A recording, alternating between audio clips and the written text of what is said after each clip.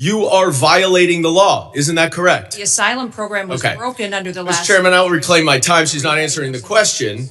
But the obvious answer is that, yes, if you follow a lawful pathway, asylum is a lawful pathway. If you have an open asylum case, you are here lawfully. But the problem that we are seeing around the country is that you are not following the law.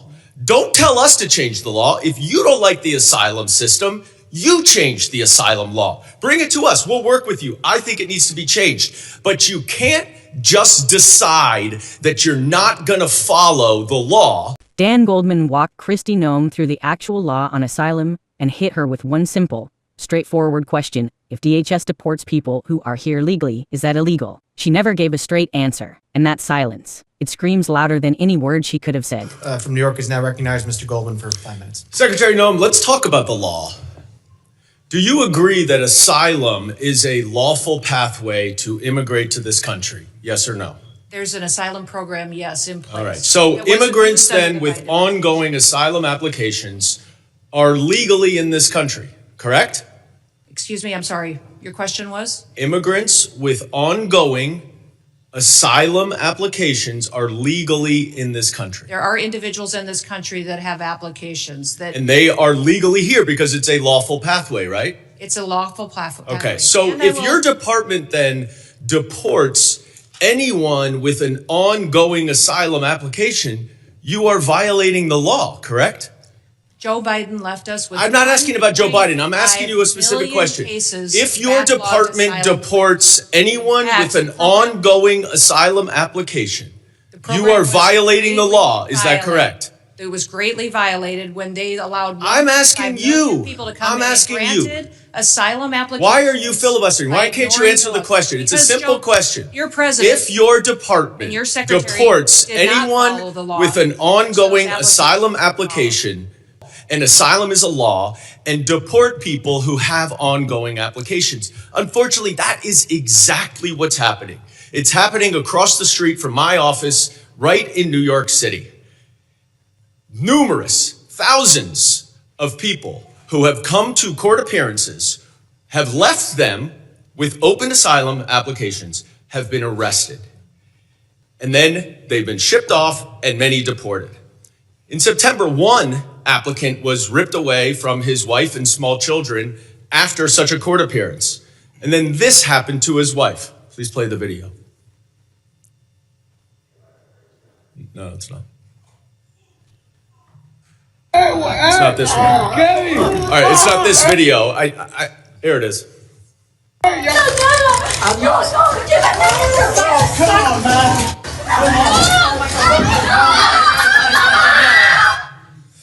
Now, after this incident, your department issued a statement that said the officer's conduct in this video is unacceptable and beneath the men and women of ICE. Our ICE law enforcement are held to the highest professional standards, and this officer is being relieved of current duties as we conduct a full investigation. 3 days later, you reinstated that officer and you put him back on duty. I sent you a letter and asked you what investigation was done and why was he reinstated?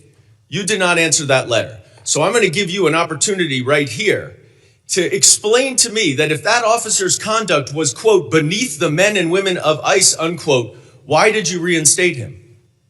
Sir, that investigation was completed. I can give you that investigation and the information that you would like.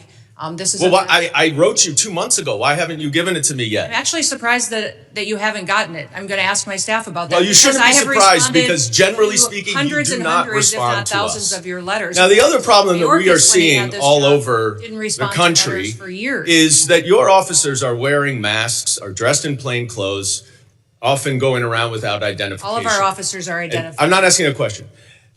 I introduced the No Secret Police Act to stop this. And we now have 113 co-sponsors so that they will not be masked and that they will identify themselves. Now, you say all of them are identifying themselves. That is not the case because last month in New York City again, the NYPD officers were injured by your masked plainclothes ICE officers after they were called from 911 by 911 as residents witnessed your officers pulling individuals out of their vehicles and chasing them down the street.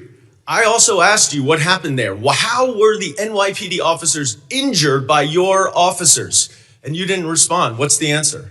Sir, our individual Gentlemen's officers time are is identified. time has expired. This exchange isn't just some heated back and forth about immigration enforcement. It's a crystal clear lesson in how the rule of law is supposed to work and what happens when it starts bending under political pressure. Dan Goldman isn't asking Kristi Noem for her personal opinion on immigration. He's walking her through the black-letter law as it exists today. Asylum isn't a loophole, it's a lawful pathway created by Congress. When someone files a legitimate asylum application, and that case is still pending, that person is legally present in the United States. That legal status doesn't vanish because an administration doesn't like the system or thinks it's being abused. Until Congress changes the law, the executive branch is legally obligated to follow it. That's exactly why Goldman keeps asking the same question in different ways. If DHS deports people with open asylum cases, is it breaking the law? The refusal to give a clear yes or no is revealing all by itself. When officials pivot to blaming past administrations, complaining about protesters, or dodging with vague talking points instead of addressing the legality of their actions, it's a screaming red flag. Goldman then brings the reality right to the table. He describes people doing exactly what the law requires,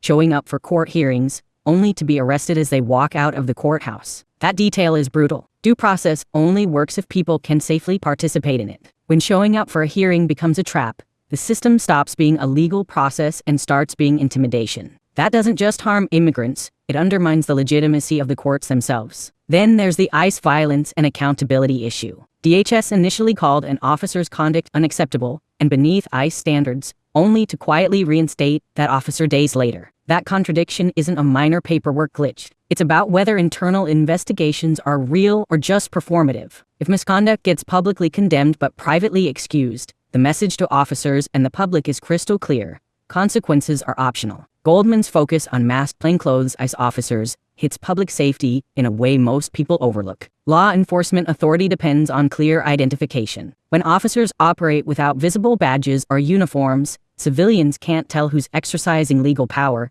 and neither can local police responding to emergency calls. That's how misunderstandings turn into injuries, wrongful arrests, or worse. Accountability isn't an obstacle to enforcement. It's what keeps enforcement lawful, effective, and trusted. What this hearing really exposes is a deeper imbalance between power and oversight. Congress writes the laws. Agencies enforce them. Oversight exists to make damn sure enforcement stays within the limits Congress set. When an agency treats oversight like an annoyance and refuses to answer basic legal questions, it's not just a political dispute. It's a warning sign for democratic governance. Goldman makes one thing brutally clear. If the asylum system needs reform, that debate belongs in Congress. What doesn't belong anywhere in a constitutional system is the idea that the executive branch can unilaterally decide which laws to follow and which to ignore. That precedent doesn't stop at immigration. Once normalized, it spreads. If you want to understand how power is exercised, challenged, and sometimes abused in real time, this is exactly why hearings like this matter. Stay engaged. Share this breakdown with someone who wants more than talking points,